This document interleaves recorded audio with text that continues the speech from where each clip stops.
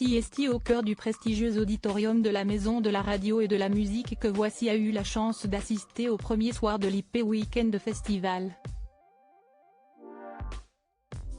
3 journées et 3 nuits pour mettre en lumière la force de la création artistique de notre scène française.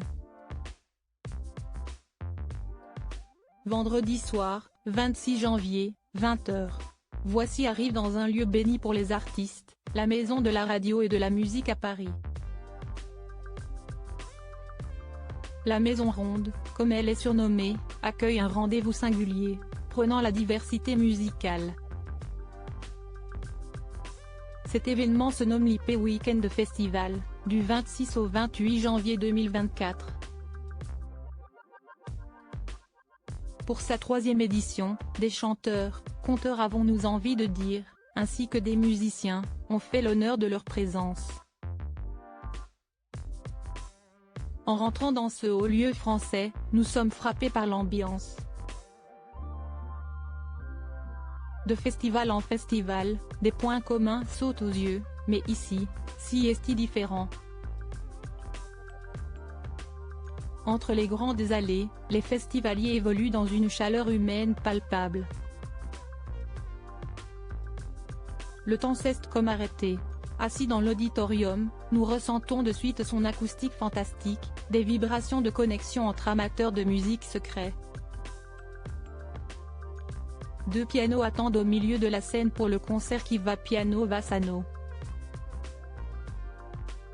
Alchimie musicale entre parité, diversité et inclusivité, ce sont les textes du jeune Claude qui ouvrent le show.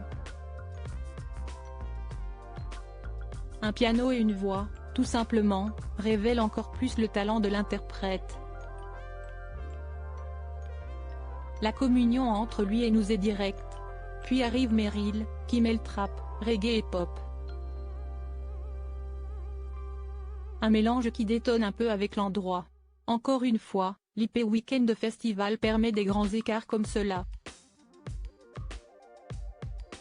Les sœurs IBI enflamment l'assemblée avec 3 titres. Moment attendrissant, le coucou à leur mamie dans le public. Tout d'un coup, arrive sur le sol de la Maison de la Radio Piche, concurrente mythique de Drag Race France.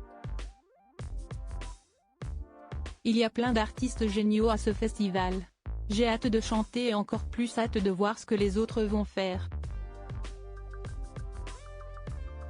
Et Piche avant de monter sur scène vérifie qu'elle ne brille pas de ses baumes, nous expliquait-elle en loge juste avant sa prestation. La super drague a brillé de talent, reprenant Je suis malade tout en délicatesse.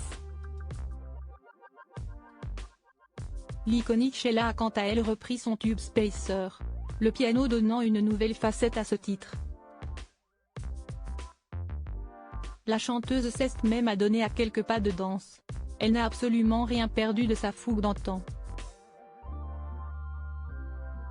Puis Amé et Luigi, à la croisée des genres, ont séduit à l'unanimité les personnes présentes. Le concert s'est terminé sur une Alice Talioni, sortant de la pièce de théâtre Veldiv, pour partager son don au piano et une Camélia Jordana, ensorcelante, reprenant un chant de mariage palestinien, et pour clore Et si tu n'existais pas. Si ce festival n'existait pas, nous en serions bien tristes. Diaporama. Voir les photos de Camélia Jordana.